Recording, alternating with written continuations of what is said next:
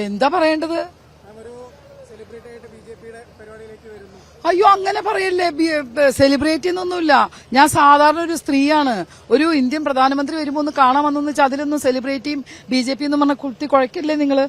ഞാൻ സാധാരണ ഒരു സ്ത്രീയാണ്. ഞാൻ എന്റെ അടുത്താ താമസിക്കുന്നത്. അപ്പൊ ഒരു ഇന്ത്യൻ പ്രധാനമന്ത്രി വരുമ്പോ നമ്മളൊന്ന് വന്ന് കാണണ്ടേ?